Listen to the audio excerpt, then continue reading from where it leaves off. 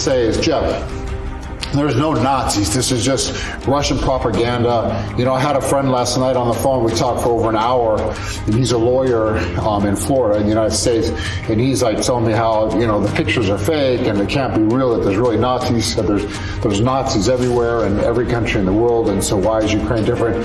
The difference is there's a lot of Nazis and fascists in Ukraine, and these fascists are being paid by the government, are being supported by the government. If you're growing up a fascist, and you're a Nazi, you still need weapons, you still need to eat, you still need to be, if you're going to fight against, you know, people, you're going to need weapons, and like I said, you need to eat and need a place to live and stuff like that. And this is supplied by the Ukrainian government. You know, everyone says, oh, Zelensky, he's Jewish, he can't be a Nazi. He is Jewish, but he's still supporting, he's allowing these fascists to be part of Ukraine by paying them, these different paramilitary groups. As I want to have you clear something up for us, and this is these reports about the Azov Battalion that is said to be Nazi-affiliated organization operating as a militia in your country. So Azov was one of those many battalions. They are what they are. Azov or Adar, I mean, they're real. I mean, you can look at the pictures, you can see the videos. I have like 3 or 4 videos on my phone of them torturing Russian soldiers, torturing civilians they've captured from Donbass, shooting them in the leg, like torturing them.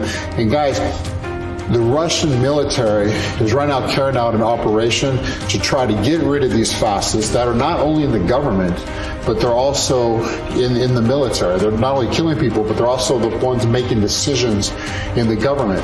Zelensky has the top 11 opposing political groups. He's barred them.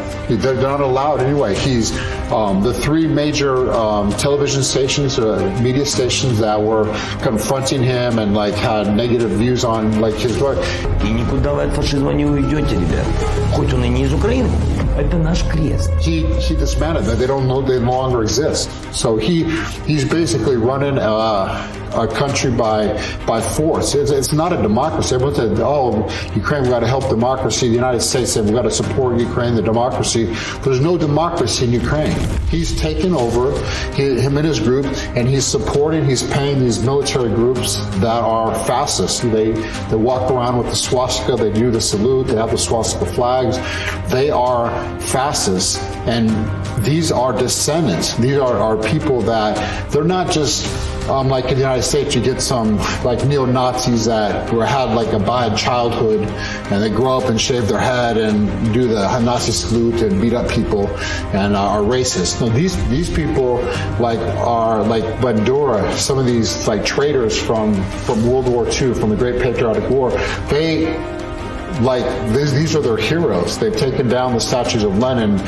They've erased the history of Ukraine, and they've made these traitors, these people, the Nazis, the actual Nazis from Germany who invaded Ukraine and killed thousands and thousands and thousands of Ukrainians. They've made them heroes now because they've changed the history. These people are now heroes, and it's a shame. And you can't blame the kids. You see these Ukrainian kids walking around doing the Nazi salute and joining these groups. They're taught by the parents, and these parents are taught by the government now, who supports these fascists because it keeps them in power. And they're using patriotism as a weapon. Patriotism could be a good thing if it's used to support your country and help your country grow. But unfortunately, Ukraine is using patriotism as a vehicle to like exclude other people, exclude those of like Russians, ethnic Russians, and other ethnicities, and support only Ukrainians who support their fascist attitude.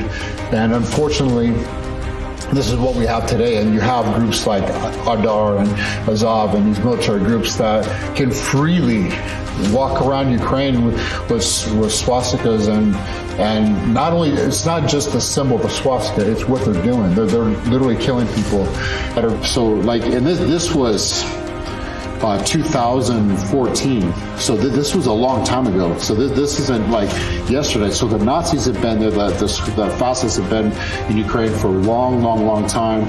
And now they're growing bigger, they're being supported, and they're the ones that the Russians are there now trying to get rid of, trying to like clear Ukraine from fascism. Because as we know before, like with Germany, fascism spread all over Europe and literally tried to take over the world.